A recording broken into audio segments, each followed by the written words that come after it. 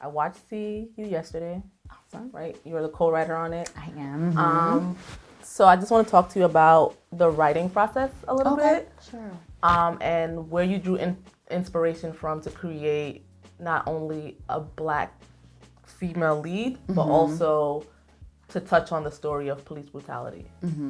So C.J. Walker, who is named after Madam C.J. Walker, was it intentional, or what was even the thought process in creating her personality type? Because she's a very brazen young girl. Well, I think Stefon and I, we just really wanted a strong character, a very strong lead female character, and that's what CJ ended up, being. And as we started creating her and working with her, she just always came off the page. She kind of leapt off the page that way. It's funny because I always say that Stefon in some ways is similar to CJ, and then Sebastian has a lot of my traits, so it's almost like we have children and Which we now, both speaking to we both have of them you, together. I see, You see that? like, Yeah. Yeah. So CJ is very very bold. I mean, I feel like in a lot of ways, in some ways, she's more of who I wish I would be. Just very bold, very out there. This is what it is. This is what I'm going to do. You're not going to really change her mind when she's set on something. That's how it's going to go down.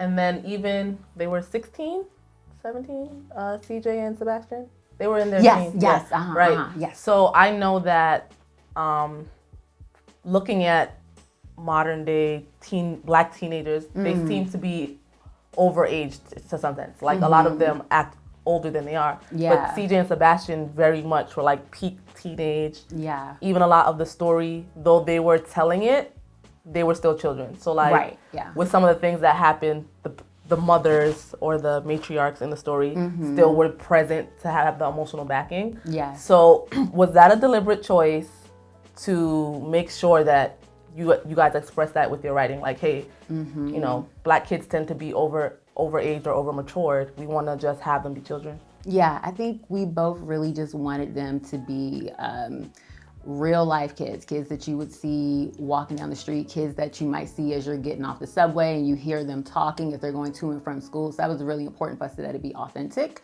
So I know we did a lot of kind of learning about like today's slang, and I know my niece and nephew are sort of in that age range, so I would like run things by them. Is this how you would say it? Is that how you would phrase it? Like, it was really just important just to really capture that voice so that our viewers and our young people that are watching it are really able to see themselves in the film. So that was something that we thought a lot about and really, really focused on. And then as a writer, what is especially for a movie, what is the creative process like? Creative process, well, for us, Stefon and I outlined. So we did a short version and we did this feature version, and for both of those, we outlined in great detail. I believe that the outline really helps to guide you throughout the story and just makes everything more clear, and it still leaves room for inspiration to take place and for you to maybe change things, but it gives you a good roadmap. So that's where we started, and then once we felt the outline was tight, we went ahead and went into the pages and started just doing drafts. And then that process was more of doing drafts, getting notes, and then applying those notes and kind of going back and forth on that until we felt like we had like a solid version. And then how did you two meet? It was interesting. Stefon and I met at NYU. He was in the film department and I was in the dramatic writing department. And what happened was that he was working on the short for his thesis project, and he realized that he was like, oh, I think I need a co-writer, someone to just really help me get this story tight and get it right. And he reached out to the chair of my department and asked for any suggestions of who he might be able to pair with. And so I think the chair sent him a couple of different people, some of my classmates, and we all interviewed with him, and it was like a real interview. He had me, I was sweating, I was nervous, he was very formal. And I was like, I don't know if I got it. But at the end, it went really well. And of course, I got it. And so we ended up moving forward with working on the project. And then it just really grew. We realized that we just had a lot in common. We like the same genre. We just get along really well. And we're just good creative counterparts to one another. And so out of that, it's just like, it's like my brother. I love him. And then what was when you finally saw the finished product, what was your reaction?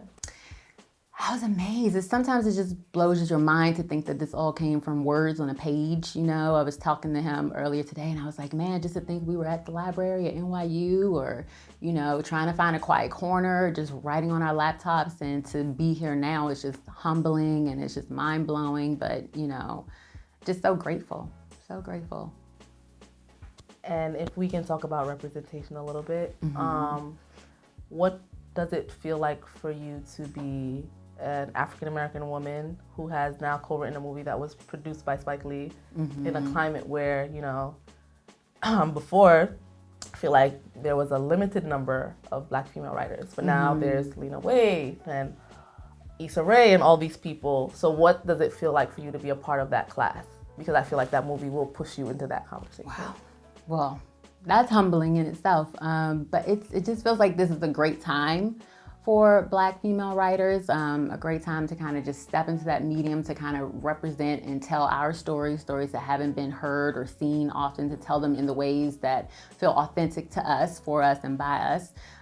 So it just feels exciting. I feel excited and just honored and humbled to kind of have the opportunity to kind of just tell our stories and present our children in the ways that they truly are, the ways that we know them to be, forward-thinking, focused on career goals, on college and science and math. Like, we all know that's what our kids are like and that's what they do, but that's not how they're portrayed normally.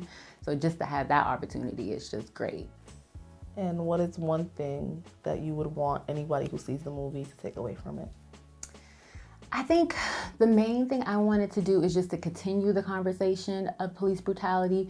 Sometimes it seems like, you know, we have different waves of consciousness. So new things come up, you know, we have 2020s happening, and, you know, so many other movements are coming up, and we have to, of course, acknowledge those movements, but we also want to make sure that we keep this in people's minds and continue to push that conversation.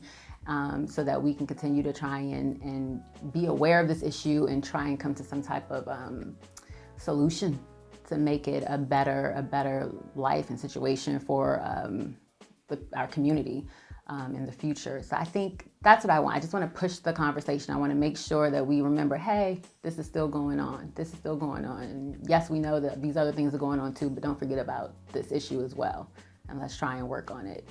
If you could travel back in time without any potential effect to the future, what is the one event you would change and why? My dad passed in 2009, so I think maybe I would go back and try and prevent that. I would definitely go back and try and prevent that from happening. Maybe have one more conversation, one more chat. That would be nice.